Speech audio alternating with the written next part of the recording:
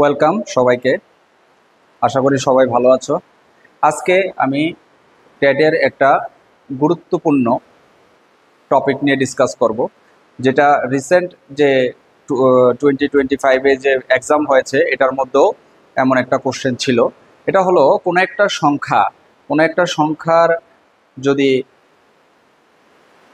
সূচকের আকারে থাকে তাহলে তার এককের অঙ্কটা কি হবে।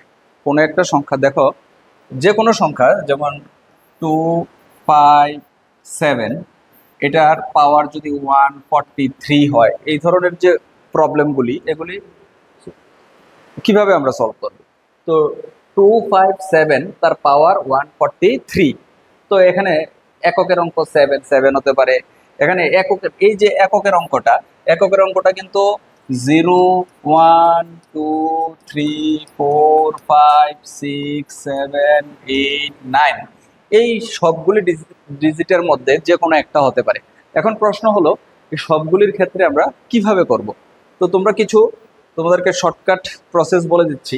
মনে রাখবে, যদি কোনো একটা সংখ্যার এই যে এককের অঙ্ক 0 থাকে, 1 থাকে, 5 থাকে আর 6 থাকে, তাহলে তার পাওয়ার যেটাই থাকুক এককের অঙ্কগুলি কিন্তু সেম থাকবে। যেমন আমি এটার কথা বলছি না, যেমন এটাকে মুছে দিচ্ছি।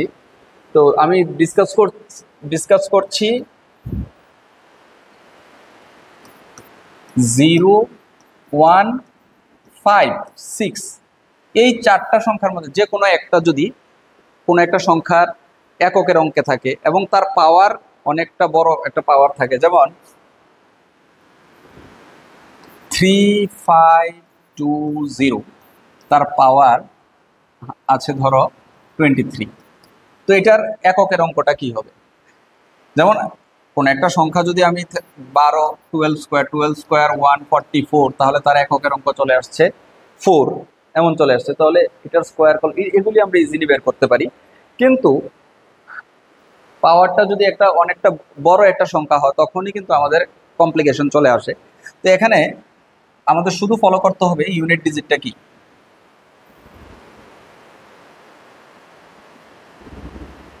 ধরো 20, তো ইউনিট ডিজিটটা থেকে ফলো করতে হবে। ইউনিট ডিজিটটা 0 আছে, 0 থাকলে তার এটাকে আমি যদি পাওয়ার 23 করে বড় একটা নাম্বার বের করি, তার এককের অঙ্কে কিন্তু 0ই থাকবে। তো একইভাবে 3725, তো এটার এককের অঙ্কে এখন যদি এটা 29ও হয়, তাহলে এককের অঙ্কে 5 আছে, তাহলে 5। আমি আগেই বলে দিয়েছি যে 0156 এগুলি যদি এককের অঙ্কে থাকে তাহলে সেম, এখানে 0 আছে 0 আসবে, 5 আছে 5 আসবে। তেমনি 1 যদি থাকে 321, তার পাওয়ার ধরো 76, পাওয়ারটা যাই হোক এই এককের অঙ্কে 1 আছে তাহলে 1 আসবে। এখন 476 তার পাওয়ার 123, তো এখানে এককের অঙ্কে 6 আছে তাহলে 6 আসবে। তাহলে আমরা বুঝে নিলাম যে 0156 ক্ষেত্রে এককের অঙ্কে যা থাকবে তার পাওয়ার যাই থাকুক, এটাকে এক্সপান্ডিং করলেও তার এককের অঙ্কে মানে ইউনিট ডিজিটে সেম নাম্বার চলে আসবে। ওকে, এটা আশা করি বুঝতে পেরেছি। তাহলে 0156 নিয়ে আমি ডিসকাস করে নিলাম। তো এখন 0156 হয়ে গেল। এখন যদি ইউনিট প্লেসে 2 থাকে, 2 নাম্বার দিয়ে লিখছি,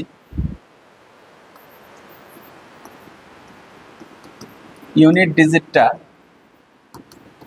2, ইউনিট ডিজিট 2 থাকলে এমন একটা নাম্বার নিয়ে নিলাম যার ইউনিট ডিজিটটা 2, ধরো 542, এটার পাওয়ার ধরো আছে 443। তখন এটা কিভাবে করব। এ ধরনের থাকলে ইউনিট ডিজিট 2 থাকলে আমরা সবটা নাম্বারকে চিন্তা করব না, শুধু লাস্ট 2 এর পাওয়ার লিখে নেব 443, 2 এর পাওয়ার। তারপর কি করব, এটাকে যতই পাওয়ার থাকছে পাওয়ারটাকে 4 দিয়ে ডিভাইড করব। পাওয়ারটাকে যদি 4 দিয়ে ডিভাইড করি, এই যে 443, এটাকে যদি 4 দিয়ে আমরা ডিভাইড করি, 4 1 jar 4, আবার 4 একবার, 4 থাকছে 3 কত থাকছে 3, তো ভাগশেষ থাকছে 3, তাহলে আমরা ডাইরেক্ট লিখে নেব 2 এর পাওয়ার 3, 2 এর পাওয়ার 3 হলে কত হচ্ছে 8, তাহলে এটার ক্ষেত্রে ভাগশেষ চলে আসবে 8। তো সব সময় কি 8 থাকবে? সব সময় 8 থাকবে এমনটা ঠিক না, তো এই প্রসেসে করতে হবে। লাস্টে 2 থাকলে তোমরা কি করবে, 2 এর পাওয়ার সবটা নিয়ে নেবে, যেই পাওয়ারটা থাকবে এটাকে 4 দিয়ে এটা ভাগ করবে, তারপরে যে ভাগশেষটা হবে 2 এর পাওয়ার।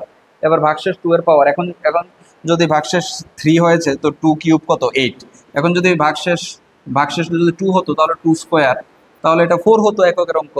আবার যদি ভাগশেষ কত থাকে 1ও থাকতে পারে, ভাগশেষ 1 হলে 2 to the power 1, 2 to the পাওয়ার 1 মানে 2। আবার যদি এটা ভাগ করে মিলে যেত তাহলে ভাগশেষ থাকতো 0, ভাগশেষ থাকতো 0, তখন 2 to the power 0, 2 to the পাওয়ার 0 মানে 1, যে কোনো কিছুর পাওয়ার 0 হলে 1। তাহলে এই ক্ষেত্রে 8 হয়েছে, কোনো কোনো ক্ষেত্রে 4 হতে পারে, 2 হতে পারে, আবার 1ও হতে পারে। তোমরা এই প্রসেসে ট্রাই করবে যে 2 এর পাওয়ার যেটাই থাকুক এটাকে 4 দিয়ে ডিভাইড করতে হবে, ভাগশেষটাকে হবে 2 এর পাওয়ার, আর 2 কিউব 2 কিউব 8 হচ্ছে, এক্ষেত্রে 8 স্কোয়ার থাকলে 4, পাওয়ার যদি 1 থাকে তাহলে 2, আর 0 থাকলে তো 1 হবে। তাহলে আশা করি 2 এর বিষয়টা তোমরা বুঝতে পেরেছো। তো ইউনিট প্লেসে যদি 2 থাকে কিভাবে করতে হবে এটাও আমরা বুঝে নিলাম। এখন তাহলে 2 এর বিষয়টাও আমরা জেনে নিলাম, 2 এর বিষয়টা জেনে নিলাম। তো এখন চলে যাই নেক্সট টপিকে। ইউনিট প্লেসে যদি নাম্বার 3 দিয়ে ইউনিট ডিজিট 4,8, মানে এই 4 আর 8 থাকলে কিভাবে করতে হবে। তো 4 আর 8টাও অনেকটা আগেরটার মতোই, যেমন আমি একটা নাম্বার নিচ্ছি 1 to 4, তার পাওয়ার নিয়ে নিলাম 372, তো লাস্ট আছে 4, এখন 4 দিয়ে পাওয়ারটা যাই থাকুক এই পাওয়ারটাকে আমি 4 দিয়ে ডিভাইড করব। ইউনিট প্লেসে 4 আছে, 372 এটাকে ডিভাইড করছি 4 দিয়ে, 4 দিয়ে ডিভাইড করলে 4 নং 36, 1 2 3 4 12, রিমাইন্ডার 0। তাহলে এটাকে আমি এভাবে লিখতে পারি 4 to the power 493, 4 to the পাওয়ার 4, মানে এই দুইটা কিন্তু ইনটু করলে আবার এটা পেয়ে যাবে, তাহলে 4 কে লিখছি 4 টু দি পাওয়ার 493। এখন লাস্টলি এখানে এই যে 4 টু দি পাওয়ার কত 4, তো 4 টু দি পাওয়ার 4 করলে 4 মানে 4, 4 4 4 4, যদি মাল্টিপ্লাই করি 16 4 16 64, 64 কে 4 দিয়ে গুণ করলে 256, তাহলে ইউনিট প্লেসে চলে আসলো 6, ইউনিট প্লেসে 6 আসতে পারে। তো এইভাবে 4-এর ক্ষেত্রে করেছি। 8ও যদি থাকে তাহলে তুমি এইভাবে ডিভাইড করবে, ডিভাইড করে এটাকে লিখবে 4 টু দি পাওয়ার, মানে এখানে 4 না থাকে 8 থাকলে 8 টু দি পাওয়ার 4, আর এটা তাহলে 8 to the power 4, 8 to the পাওয়ার 4 করবে, 8 টু দি পাওয়ার 4 করলে ইউনিট প্লেসে যা আসে তাই হবে নাম্বারটা। আশা করি 4 আর 8 একটা সিমিলার, তোমরা এটা বুঝতে পেরেছো। তো 4 আর 8-এর তো হয়ে গেল। এখন আমার বাকি আছে দেখো 3 আর 7 আর 9, 3 7 আর 9, এটা একটু ডিসকাস করছি।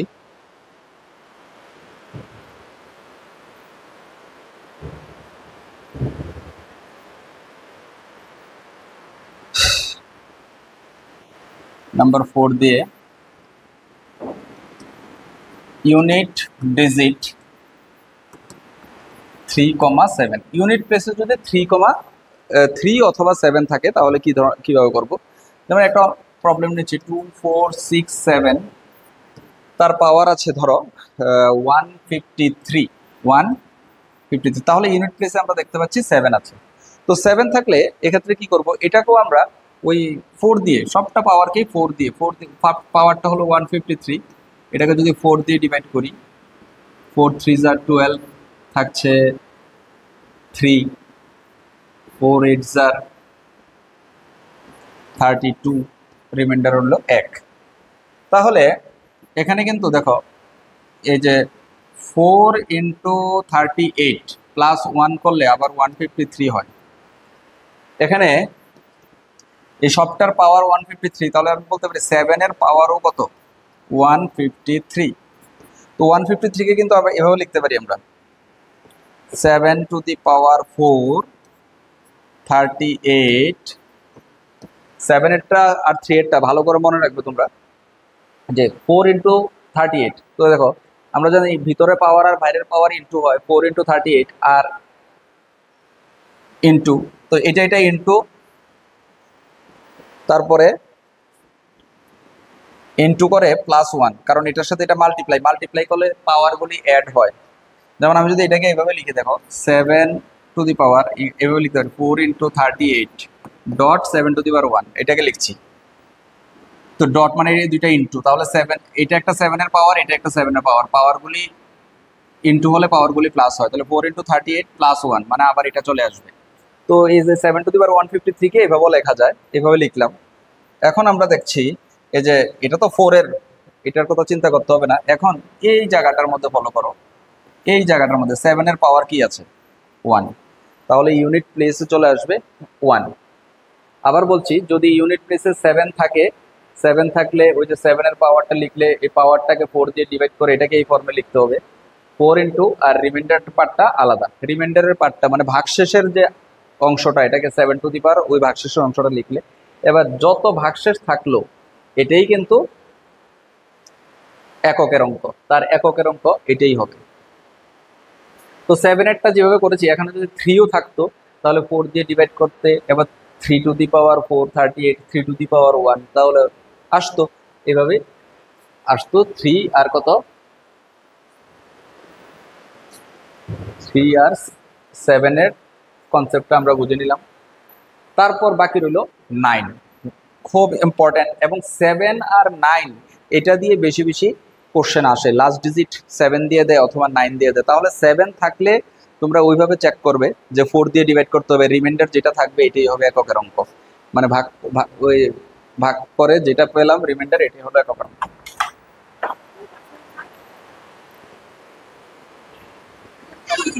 লাগবো নাই তো। তারপর 9 এরটা যদি আমরা ফলো করি, 9 এরটা একটু মনোযোগ দিয়ে দেখো।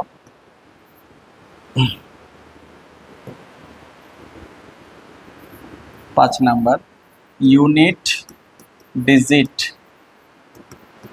9। ইউনিট ডিজিট 9 যখন থাকবে, একটা নাম্বার আমি তোমাদেরকে দেখাচ্ছি,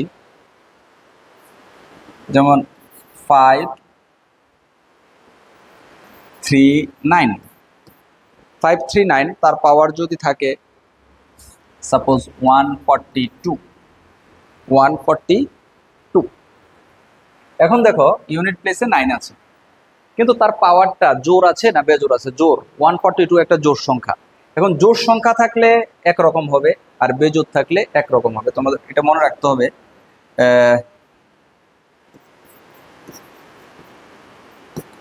ঘাত যদি জোর হয় তাহলে এই 9 থাকলে ঘাতটা জোর আছে, জোর থাকলে হবে, দেখো তোমরা এটা মনে রাখবে যে 9 স্কোয়ার, এখানে জোর মানে তো 2, কোনো কিছুর পাওয়ার 2 থাকলে এই যে পাওয়ারটা 2 এটাও জোর। 9 স্কোয়ার কত হচ্ছে 81, তো লাস্ট 1 আসছে। তাহলে মনে রাখবে ঘাত যদি জোর হয় তবে এককের অঙ্কটি